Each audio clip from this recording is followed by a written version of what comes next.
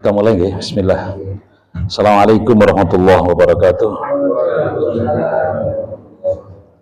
Alhamdulillahilladzi khalaqal mauta wal hayata liyabluwakum ayyukum ahsanu amala. Wa huwal azizul ghafur. Asyhadu an la ilaha illallah wahdahu la syarikalah. Wa asyhadu anna Muhammadan abduhu wa rasuluhu la nabiyya ba'dah. Allahumma salli wa sallim wa barik ala sayyidina Muhammadin wa ala alihi wa sahbihi wa sallim ajma'in amma ba'd. Bapak Ibu saudara sekalian, jamaah salat Isya yang berbahagia, mari senantiasa pada malam yang penuh dengan kenikmatan ini kita senantiasa tak lupa dan tak henti-hentinya mengucapkan syukur alhamdulillah atas nikmat karunia-Nya, sehingga kita bisa bersama-sama untuk mentawadukkan hati kita, untuk menundukkan diri pribadi kita di hadapan Sang Khalik Maha Pencipta alam semesta, yaitu Allah Subhanahu wa taala, dengan menjalankan ibadah salat Isya secara berjamaah. Salawat dan salam semoga Allah limpah curahkan kepada junjungan kita Nabi Agung Muhammad sallallahu alaihi wasallam beserta para keluarga, para sahabat dan para pengikutnya setia hingga yaumul kiamah. Dan kelak di akhirat semoga kita ini diakui sebagai umatnya dan mendapatkan syafaatul uzma, ya, syafaat khusus dari baginda Rasul untuk umatnya tercinta. Amin Allahumma amin. Baik, Bapak yang saya hormati, pada malam hari ini kita bahas tentang ayat yang berkaitan tentang kita ini diperintahkan oleh Allah Ta'ala untuk senantiasa beribadah kepada Allah dan kemudian berbaik atau berbuat baik kepada kedua orang tua. Jadi di dalam Al-Quran itu beberapa ayat menunjukkan ada perintah-perintah yang senantiasa bersanding, yaitu misalnya kita lihat di ayat ini ketika memerintahkan untuk menyembah kepada Allah, sandingnya ternyata adalah perintah untuk bekti kepada kedua orang tua, gitu ya. Perintah untuk menjalankan sholat selanjutnya biasanya menjalankan perintah apa? Zakat, ya, itu senantiasa bersanding. Nah, ternyata Bapak Saudara yang saya hormati, pada malam hari ini kita akan mengkaji ayat Al-Quran yang menunjukkan perintah Allah berkenaan dengan kewajiban kita sebagai hamba Allah manusia ini beribadah kepada Allah, dan berikutnya adalah berbuat baik kepada kedua orang tua kita. Terdapat dalam surat Al-Isra ayat 23, 24 dan 25. Nanti kita bahas insyaallah, ya. Baik, ayatnya kita baca dulu. A'udzubillahi minasyaitonirrajim. Bismillahirrahmanirrahim. Wa qadha rabbuka alla ta'budu illa iyyahu wa bil walidaini ihsana. Imma yablughanna 'indakal kibara ahaduhuma aw kilahuma fala taqul lahumā uffin wa la tanharhumā wa qul lahumā qawlan karīmā. Baik, jadi ayat ini menunjukkan bahwa kita ini diperintahkan oleh Allah. Wa qadha, dan Allah telah menetapkan, telah merintahkan. Wa qadha, dan telah menetapkan, siapa itu? Rabbuka, Tuhanmu. Apa itu ketetapan Allah, perintah Allah untuk kita semuanya ini? Yaitu adalah alla ta'budu illa iya. Alla ta'budu, maka hendaklah kalian itu jangan menyembah illa iya, kecuali hanya kepada Allah Subhanahu wa taala. Artinya, Bapak Saudara yang saya hormati, ini adalah perintah untuk kita ini menyembah hanya Allah yang Maha Esa. Satu-satunya Tuhan kita itu Allah Subhanahu wa taala. Jadi kita tidak boleh menyembah kepada selain Allah. Dan perintah ini adalah perintah yang diajarkan atau yang diberikan oleh para nabi dan rasul, diutus di alam semesta bumi ini adalah dalam rangka untuk mengajak kepada kaumnya, yaitu menyembah kepada Allah yang Maha Esa dan menjauhi sesembahan selain Allah. Ini kewajiban, ya, kewajiban yang kita terima yaitu dari para rasul yang ada. Baik, sebelumnya kita lihat misalnya perintah tentang para nabi dan rasul itu, bahwa misalnya dalam surat An-Nahl ayat 36 Allah berfirman, A'udzubillahi minasyaitonirrajim. Wa laqad ba'atsna fi kulli ummatin rasulan an i'budullaha wajtanibut taghut. Ayat ini pernah saya sampaikan. Sungguh, kata Allah, kami ini telah mengutus, ya, mengutus setiap umat itu mesti ada rasulnya. Walaqad ba'atsna fi kulli ummatin rasulan. Sungguh kami telah mengutus di setiap umat itu mesti ada rasulnya, ya. Ada utusan Allah di sana. Dan tugasnya rasul itu apa? Ani' abudullaha wajtanibut taghut. Anik budullah itu artinya adalah hendaklah mereka ini mengajak kepada kaumnya untuk menyembah kepada Allah, wajtanibu taghut, dan menjauhi taghut. Taghut di sini adalah sesembahan selain Allah. Setiap umat mesti ada nabi dan rasulnya, sehingga para nabi dan rasul ini tugasnya sama sejak Nabi Adam sampai Nabi akhir zaman. Siapa Nabi akhir zaman? Nabi Muhammad Sallallahu Alaihi Wasallam. Tugasnya sama. Apa itu? Mengajak kaumnya menyembah kepada Allah yang esa dan menjauhi selain Allah, menjauhi sesembahan selain Allah. Nah, ini tugasnya. Sehingga pada ayat ini, surat Al-Isra ayat 23 ini, wa qadha rabbuka alla ta'budu illa iyyah, dan Allah telah mewajibkan, Allah telah memerintahkan ya kepada kita semuanya itu, alla ta'budu, janganlah kalian semuanya itu menyembah ya kepada selain Allah, ya. Jadi larangan bagi Allah, bagi kita sekalian, yaitu menyembah kepada selain Allah. Dan tadi saya katakan ini adalah ajaran tauhid, ajaran perintah untuk mengesahkan Allah dan menjauhi sembahan selain Allah. Semua nabi, semua rasul tugasnya sama. Semua nabi dan rasul tugasnya sama. Baik, dalam hal ketauhidan inilah maka menjadi pondasi daripada ajaran syariat Islam. Makanya Bapak Saudara yang saya hormati, pada ayat ini pula nanti akan kita perhatikan bahwa ada 3 tahapan untuk menuju kepada kita ini manusia yang mulia. Jadi ayat yang tadi saya baca, kalau saya urai menjadi 3 tangga menuju kepada kemuliaan hidup, itu adalah yang pertama kalimat wa qadha rabbuka alla ta'budu illa iyyah. Ini yang pertama, yaitu ajaran atau perintah ketauhidan, ajaran untuk mengesahkan Allah Subhanahu wa taala. Ini memang ajaran para nabi dan rasul dan menjadi pondasi yang awal, pondasi yang pertama. Kemudian yang kedua adalah kalimat wa bil walidaini ihsana. Dan kepada kedua orang tua hendaknya kita ini senantiasa ihsana. Ihsana itu berbuat baik. Ini yang kedua. Jadi setelah iman tauhidnya kuat, nah maka kemudian apa? Harus berbakti, harus birrul walidain, yaitu betul-betul dengan kalimat ihsana. Wabil walidaini, dan dengan kedua orang tua, maka ihsanan harus senantiasa berbuat baik. Ihsan itu maknanya tidak hanya sekedar berbuat baik sebenarnya, tapi harus melebihi daripada pada umumnya. Nah, jadi artinya kalau berbuat baik itu sepadan, tapi kalau ihsanan itu maknanya lebih daripada kebaikan yang sudah dilakukan. Jadi orang tua sudah berbuat baik kepada kita sebagai anak ini, maka kemudian kita harus membalasnya dengan kalimat ihsanan, yaitu kalimat lebih baik lagi bagaimana kita memperlakukan kepada kedua orang tua.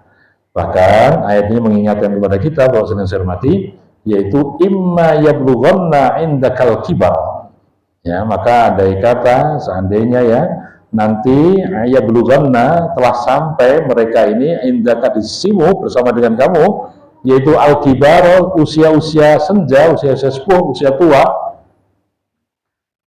Ahaduhuma, baik salah satunya dari mereka, au kilahuma, atau kedua-duanya, maka fala taqul lahuma uffin wala tanharhuma.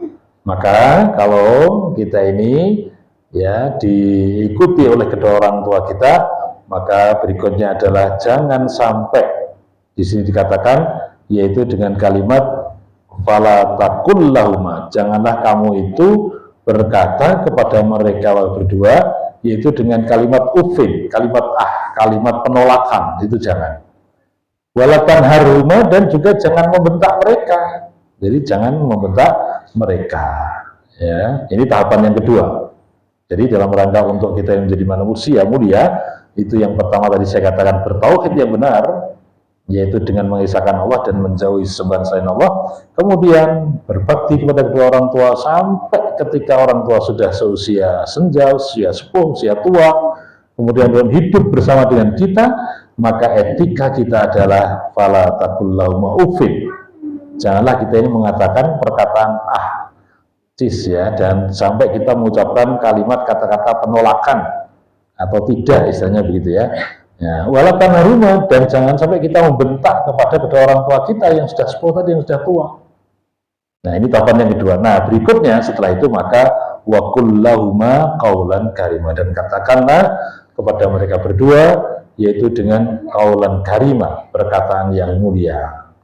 Bapak Ibu saudara yang saya hormati, jadi yang pertama tadi saya katakan ketahui dan penting sekali ya. Jadi kita ini menyembah kepada Allah dan harus meninggalkan perbuatan syirik. Ini utama, senantiasa harus kita yakini, dan utamanya mengembalikan komitmen kita dalam bersyahadat, yaitu dengan kalimat asyhadu alla ilaha illallah wa asyhadu anna muhammadar rasulullah, gitu ya. Jadi komitmen syahadat kita itu kita bersaksi.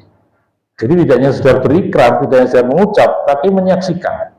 Jadi kita ini bersaksi ya, asyhadu, saya bersaksi, alla ilaha illallah, tiada Tuhan yang berhak disembah kecuali Allah, ya, dan saya bersaksi bahwa Muhammad Rasulullah, bahwa Muhammad bin Abdullah sallallahu alaihi wasallam adalah utusannya Allah. Dengan kata lain, kita mengakui Tuhan kita adalah Allah Ta'ala, sesembahan kita adalah Allah, dan dalam rangka praktek menyembah yang benar kepada Allah, maka kita mencontoh suri teladan kita, yaitu Nabi Muhammad sallallahu alaihi wasallam. Maka dua kalimat syahadat yang tadi kita sebut, itu disebut dengan syahadat tauhid. Yang satu namanya syahadat apa? Syahadat Rasul. Jadi syahadat tauhid bunyinya apa? Asyhadu an la ilaha illallah, syahadat Rasul, wa asyhadu anna Muhammadar Rasulullah. Jadi syahadat ini harus kita perbarui. Makanya kenapa tadi habis sholat ya Pak Wilis imam kita tadi mengucapkan kalimat thayyibah, yaitu la ilaha illallah, karena memang itu adalah merupakan suatu kalimat yang bahkan kunci surga, ya kalimat apa? La ilaha illallah, miftahul jannah, la ilaha illallah. Makanya afdhalul dzikri fa'lam annahu la ilaha illallah. Ya, ini harus kita perbarui dulu. Makanya Nabi mengatakan jaddidu imanakum biqauli la ilaha illallah. Perbaharuilah la ilaha illallah, ya, pergaurilah imanmu itu dengan kalimat la ilaha illallah. Bahkan dalam sebuah hadis dikatakan kalau iman itu tingkatannya ada 70 atau 73 gitu ya. Yang paling tinggi adalah qaulu la ilaha illallah. Ya, qaul la ilaha itu artinya yang paling tinggi adalah ucapan kalimat la ilaha illallah. Yang paling rendah, karena ada 70 lebih ini, ya. Yang kalimat yang alam-alam yang paling rendah adalah imatatul adza anit thariq, yaitu menyingkirkan adza, itu adalah gangguan di jalan, anit thariq, dari jalan. Ya, ini saya kemarin hari Kamis itu pagi-pagi menyaksikan itu, mempraktekkan hadis ini yang terakhir tadi dikatakan bahwa serendah-rendahnya iman adalah imatatul thariq anil adza, imatatul adza anit thariq. Jadi menyingkirkan adza itu artinya adalah gangguan-gangguan, ya, entah itu duri atau sesuatu yang apa di jalan itu, anit thariq, dari jalan, supaya tidak mengenai kepada orang yang jalan. Saya saksikan ya, jadi ketika saya melewati perjalanan menuju ke Semarang bawah itu, di serondol yang di atasnya ada pepohonan yang dulu ada burung apa? Burung apa Pak itu? Blekok itu ya. Blekok bahasa Indonesia Pak. Nah itu kan rantingnya jatuh Pak, jatuh. Rantingnya jatuh. Saya pas di belah depan ini jatuhnya itu. Dan saya menyaksikan ada anak muda yang betul-betul menurut saya pinter itu. Kalau saya mesti harus berhenti dulu baru ngambil. Tapi anak muda itu dengan pinternya, ya, dengan keahliannya naik sepeda motor maksudnya, itu langsung ranting itu disaut pakai kaki kanannya Pak. Jadi dia pakai sepeda motor, jadi ranting tadi ditarik pakai kaki kanannya. Nah kemudian langsung dibawa ke pinggir. Saya yang di belakang ikut-ikutan untuk menahan supaya tidak pada banter, tidak keras ya, harus mengikuti apa, bagaimana dia itu menyeret apa ini ranting supaya sampai ke pinggir. Nah akhirnya yang di belakang kan ikut-ikutan untuk ngikutin apa, mas-mas yang masih muda tadi membawa ranting di tengah jalan ya, sambil naik motornya tetap jalan, nggak berhenti, tetap jalan itu. Jadi ini adalah satu kerjasama yang baik menurut saya, mempraktekkan hadis yang bunyinya bahwa serendah-rendah iman itu adalah ya imatatul adza anit thariq. Ya, tapi paling tingginya itu ucapan kalimat apa?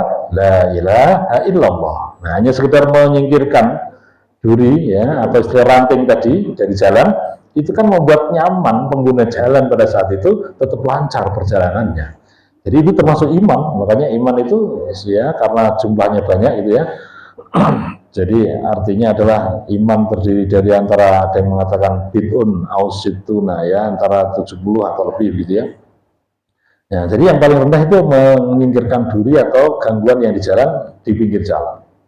Baik, kembali pada ayat ini bahwa yang pertama kita ini senantiasa harus wa qadha rabbuka alla ta'budu illa iyyah. Jadi Allah telah memerintahkan kepada kita yaitu untuk bagaimana senantiasa menyembah Allah dan menjauhi sembah Allah. Jangan menyembah kepada selain Allah. Nah, Bapak Ibu rahimahullah, wabil walidaini ihsana ini adalah utamanya kita ini senantiasa berbuat baik. Kata-kata ihsan itu tidak hanya sekedar berbuat baik saja, tapi juga harus melebihi daripada apa yang dulu orang tua kita telah berbuat baik pada diri kita. Jadi orang tua kita ini Pak, dengan kasih sayangnya bahkan membesarkan kita, gitu ya, kemudian menjadi dewasa, menjadi besar, bahkan kita sampai berkeluarga, berumah tangga, bahkan punya putra, gitu ya.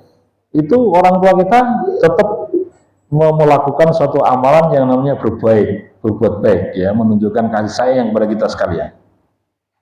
Dan kasih sayang orang tua inilah maka kita harus membalasnya dengan wabil walidaini ihsana tadi, dan dengan kedua orang tua itu ihsanan, yaitu senantiasa harus berbuat baik melebihi daripada dulu orang tua kita ini berbuat baik. Makanya menjadi pelajaran bagi kita sekalian, khususnya saya pribadi, itu Pak ya, kita bersama-sama dan sangat senang, bahagia, beruntung bagi kita semuanya yang masih memiliki orang tua, kemudian kita masih bisa melakukan suatu amalan yang mulia, yaitu birrul walidain ketika mereka masih hidup, gitu ya.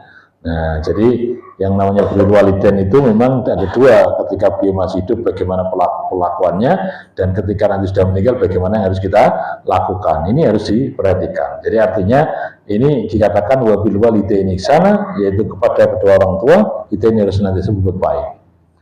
Jadi Bapak Ibu yang saya hormati, perbuatan baik orang tua kita ini sejak dulu kita masih di alam yang masih belum apa-apa, ya, alam roh, kemudian di alam kandungan, itu betul-betul sangat payah luar biasa orang tua kita ini, ya, terutama adalah ibu, ya. Kalau dikatakan dalam ayat itu Al-Ahqaf 15 itu yang namanya ibu mengandung itu wahnan ala wahnin, payah di atas kepayahan, itu luar biasa ini, ya, mengandung diri kita ini. Ya, ini ibu-ibu yang di belakang mungkin merasakan bagaimana mengandung putra, gitu ya. Nah, tapi yang perlu kita perhatikan adalah Allah memberikan penjelasan ayat surat An-Nahl 78 begini Pak. A'udzubillahi minasyaitonirrajim. Wallahu akhrajakum min butuni ummatikum la ta'lamuna syai'an. Nah, jadi itu. Wallahu, dan Allah akhrajakum, telah mengeluarkan diri kalian min butuni ummatikum, dari perut ibumu. Saat kita masih berada di perut ibu kita ini, kata Allah, la ta'lamuna syai'an, kalian semua itu nggak ngerti apa-apa, kalian nggak mudeng apa-apa ketika masih dalam perutnya ibu. Kemudian Allah lengkapi wa ja'ala lakumus sam'a wal absara wal afidah. Allah lengkapi untuk kalian semuanya itu adalah al-sam'a yang pertama kali. As-sam'a itu pendengaran, wal absar dan penglihatan, wal afidah dan perasaan hati nurani, gitu ya. Ya, la'allakum tashkurun, agar kalian semuanya bersyukur. Ini ayatnya jelas Pak. Bahwa dulu kita ini di perut bunda kita, ya, itu dalam keadaan la ta'lamuna syai'an, kemudian dikasih piranti kelengkapan indrawi oleh Allah kepada kita sekalian, mulai daripada as-sam'a pendengaran, wal absar dan penglihatan, wal afidah dan hati atau perasaan. Ya, jadi nggak ngerti apa-apa dulu kita dalam kandungan. Baik, mari kita perhatikan Pak, dalam makna ayat ini as-sam'a itu didahulukan. Jadi as-sam'a itu artinya kan pendengaran. Jadi pendengaran itu dalam ayat ini itu urut-urutannya itu adalah yang pertama setelah atau sebelum apa? Penglihatan. Artinya memang Allah memberikan keistimewaan kepada diri kita manusia ini. Ketika belum lengkap piranti indrawi yang Allah berikan kepada kita, tapi pendengaran itu dilebihkan oleh Allah, yaitu lebih dulu bisa mendengarkan apa yang ada di dalam perut ibu ini, utamanya adalah kondisi yang di luar, itu sang calon bayi tadi itu sudah mulai mendengar. Makanya ada istilah pendidikan sekarang itu kan, kalau dalam pepatah Arab mengatakan apa? Utlubul ilma minal mahdi ilal lahdi. Carilah ilmu dari mulai ayuan buayan itu ya bunda sampai kepada liang lahat. Jadi belajar ngaji itu Pak, itu terus menerus ya. Dalam bahasa Inggris dikatakan apa itu? Long life education gitu ya. Jadi pendidikan yang terus menerus, yang lama, panjang. Nah, tapi kalau kita lihat dari pepatah itu, ini pepatah Pak ya, bukan hadis ya, pepatah itu, pepatah Arab itu. Tapi kalau kita lihat dalam ayat ini Pak, saya lihat tidak hanya sekedar dari buayan, bahkan mulai sejak di alam kandungan itu sebenarnya sudah mulai ada apa? Pendidikan. Buktinya apa? Yaitu ketika di alam kandungan sang janin bayi ini, ibu-ibu merasakan ya, itu bisa merespon apa kondisi yang ada di luaran di rumah tangga tersebut. Artinya apa? Kondisi rumah tangga ya, itu yang suasana nyaman, tentram, enak, tenang, itu responnya sang bayi ini ya juga senang, enak, begitu nyaman. Tapi kalau kedua orang tuanya itu saat hamil ya, ibunya hamil, kemudian kondisinya sering bermasalah, sering cekcok, sering ramai, sering wah, itu sang janin pun juga merasakan tidak nyaman. Itu kenapa? Sudah diaktifkan oleh Allah, yaitu yang namanya as-sam'a tadi, pendengaran. Jadi Allah menakdirkan diri kita dalam kandungan itu la ta'lamuna syai'an. Kemudian Allah ciptakan itu supaya kita ngerti dengan alam semesta jagat raya ini, dikasih pendengaran dulu. Ketika masih dalam kandungan, sang janin pun sudah mulai mendengarkan apa atau merespon apa yang ada di luar kandungan. Ya, jadi ini menjadi pelajaran bagi kita sekalian, khususnya ibu-ibu ya, menasihati putrinya yang mungkin sedang hamil ya, atau mungkin ibu sendiri sedang hamil, itu semuanya harus diperhatikan ketika dalam kondisi hamil, mengandung, memang dalam keadaan bagaimana disuasanakan suasana yang memberikan pendidikan yang positif kepada sang janin masih dalam kandungan. Karena memang Allah takdirkan itu pertama kali as-sam'a pendengaran, kemudian dikasih juga penglihatan. Tapi penglihatan saat itu kan masih belum berfungsi karena masih dalam kandungan kan. Tapi yang mulai pendengaran itu sudah mulai. Kemudian al-afidah dan rasa. Nah, dikasih perangkat lunak. La'allakum tashkurun, supaya kita semuanya bersyukur kepada Allah Subhanahu wa taala. Itu semuanya adalah peran daripada orang tua, Bapak Ibu yang saya hormati. Maka dikatakan oleh baginda Rasul bahwa al-ummat madrasatul ula, ibu itu adalah pendidik atau yang pertama. Pendidikan yang pertama bagi anak-anak itu adalah ibu. Jadi bukan TK, PAUD, SD, SMP, bukan, tapi ya ibunya yang di rumah itu. Ya, bagaimana ngajari anak-anak itu bisa bicara saja, itu orang tuanya kan harus banyak bicara Pak, gitu ya. Jadi kalau misalnya ada anak yang kemudian sulit bicara, terapi mudah gampangnya itu apa? Orang tuanya, lingkungannya harus sering aja apa? Bicara Pak. Saya teringat itu ketika anak saya yang ketiga itu ya, kan ada turunan namanya bunyi R itu nggak iso toh, R itu. Saya lihat istri saya ngajari anak saya bunyi R itu sampai hampir sampai malam itu Pak, mulai bisa itu. Diajari cuma roti gitu kan ya, burung, jadi R itu loh, masih kan susah itu mana bayi. Jadi artinya apa? Dilatih terus, dan itu yang ngajari siapa? Ibu Pak. Makanya kenapa ibu itu menjadi peran yang sangat penting dalam mendidik putra putrinya. Bahkan yang pertama ya, yang pertama dalam pendidikan seorang anak itu adalah ibu ya. Jadi mensuasanakan belajar di rumah tangga itu ya, terutama adalah ibu ini, bahkan sejak dalam alam kandungan itu sudah mulai diajarkan. Makanya ada satu pengalaman dari orang-orang yang sampai bisa ngapalin lagu, ngapalin Al-Quran itu ya, itu kan di setel kayak murotal ya itu ya. Kemarin kita pernah lihat itu siapa yang Najat atau siapa itu ya, ya buta itu ya boleh saja. Jadi apal Quran, tapi kenapa ya, dengerin aja. Seingat saya imam ahli hadis yang dikenal dengan Imam Bukhari itu sejarahnya beliau juga apa? Buta juga itu awalnya ya. Kemudian lama kelamaan jadi apa? Pinter karena ibunya tadi itu ngajari apa? Quran, terus diterapi Quran terus. Baik. Jadi Bapak Ibu yang saya hormati, disinilah maka Allah menegaskan dalam ayat ini, wa bil walidaini ihsana, kepada dua orang tua kalian itu harus ihsan, harus berbuat baik. Berbuat baik Pak ya. Nah, Nah, bagaimana toh sampai dikatakan begitu? Bahkan Allah mengatakan lebih detail lagi, tidak hanya berbuat baik. Imma yablughanna indakal kibar. Kalau seandainya sekiranya nanti yang namanya orang tua itu di sisimu bersama denganmu sampai al-kibar, sampai usia sepuh, sampai usia tua, bahkan usia pikun begitu ya. Bisa jadi ahaduhuma, salah satu di antara mereka, au kilahuma, atau dua-duanya kau bersama dengan kamu. Ingat, fala takullahuma, kamu ini jangan sampai mengatakan kepada mereka berdua, yaitu kalimat ufin, kalimat kalimat penolakan, enggak. Pokoknya harus dikatakan iya, artinya harus manut. Ya, walaupun keterangannya yang jelas ya, manut ketika sesuai dengan perintahnya Allah. Kalau orang tua mengajak kepada larangan Allah dilakukan, berarti ya tidak harus diikuti. Tapi di sini utamanya adalah selama orang tua tidak mengajak kepada maksiat kepada Allah, ya itu tetap harus ditaati, bahkan tidak boleh mengatakan tidak, gitu ya. Ketika ada satu perkataan orang tua yang mungkin mengajak perbuatan negatif, kita pun menolaknya dengan halus yang baik, jangan sampai menyinggung perasaan orang tua. Jadi Bapak Ibu yang saya hormati, kita ini diajari oleh Allah, dididik oleh Allah, dikasih pengetahuan oleh Allah.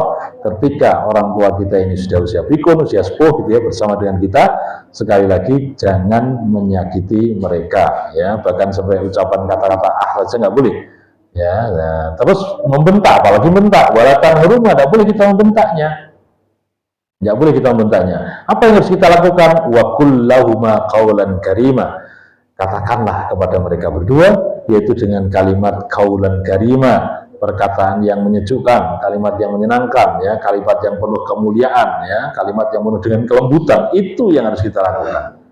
Ya, mari ini kita praktekkan bareng-bareng, Pak. Saya juga masih punya ibu di rumah, ya. Jadi artinya apa?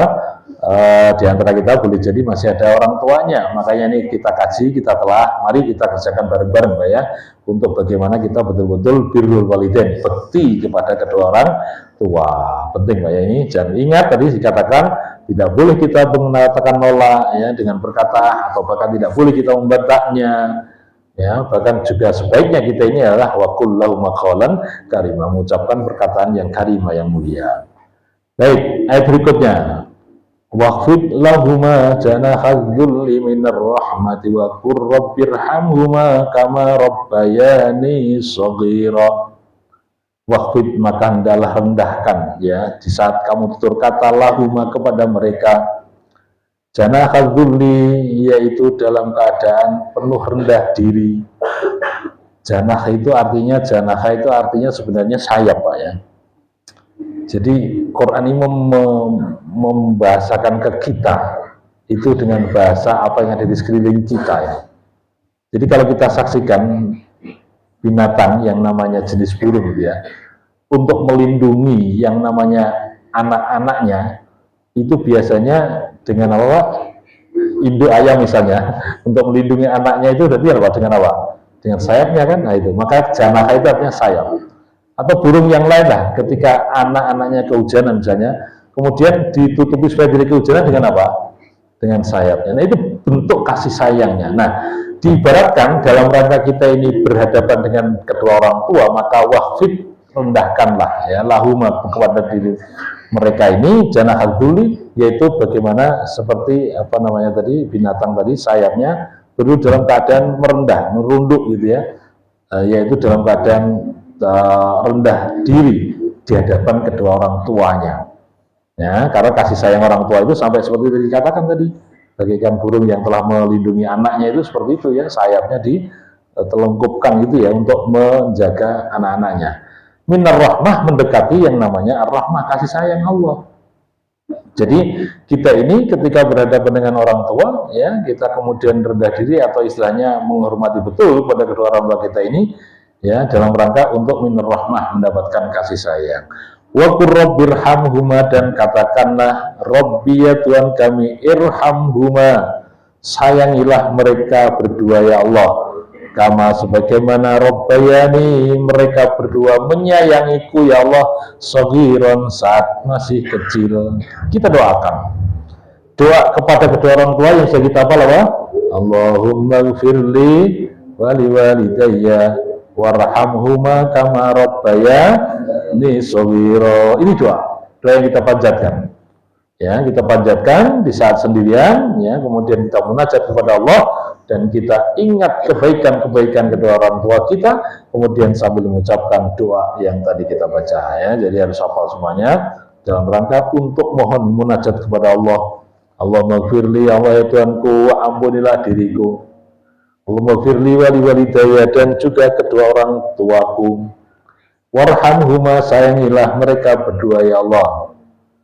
Rabbi firli, Allahumma firli wali walidayya warhamhum rabbayani shaghira, sebagaimana mereka menyayangi diriku saat dulu diriku masih dalam keadaan shaghira, kecil. Nah, jadi ini doanya, ya. Rabbirhamhuma kama rabbayani shaghira. Ya Allah ya Tuhanku, ya, berilah kasih sayang kepada kedua orang tuaku sebagaimana Engkau berikan kasih sayang kepada diriku saat dulu masih kecil. Jadi saat kecil itu orang tua kita rela, betul Pak, berkorban yang memberikan kasih sayangnya kepada diri kita, yang mana kita tidak bisa membalasnya, ya, dalam rangka untuk kebaikan orang tua ini. Kebaikan orang tua kepada kita itu tidak mampu, tidak bisa kita membalasnya. Ya, tugas kita itu hanya mendoakan, ya, mendoakan kepada kedua orang tua dengan baik. Baik, ayat berikutnya yaitu Rabbukum a'lamu bima fi nufusikum in takunu sholihina fa innahu kana lil awwabina ghafura. Rabbukum, dan Tuhan kalian, a'lamu, lebih mengetahui, bima fi nufusikum, terhadap apa yang ada dalam hatimu. Bapak Ibu rahimakumullah, ayat ini memberikan penegasan pada kita, Pak. Allah itu ngerti tentang apa yang ada di dalam hati kita di saat kita ini ngopeni kedua orang tua kita. Apakah ngopeninya dengan keikhlasan, apakah ngopeninya dengan ketulusan, ya, apakah ngopeninya dengan keikhlasan, ketenangan, ya, dan kebahagiaan, atau malah kebalikannya. Allah Maha tahu, ya. Jadi Maha tahu nih Allah tentang apa yang kita rasakan atau yang kita niatkan terhadap bagaimana kita ngopeni orang tua kita ini. Jadi Rabbukum, Tuhan kalian, adalah a'lamu, lebih mengetahui, bima fi nufusikum, apa yang ada di dalam hatimu. Makanya kita harus ikhlas, Pak. Sehingga ada yang mengatakan istilahnya gampangannya pintune surga, untuk mudah kita masuk surga, jalan wasilah masuk surga, ya ketika masih ada orang tua, ya diopenilah dengan sebaiknya orang tua kita ini, ya.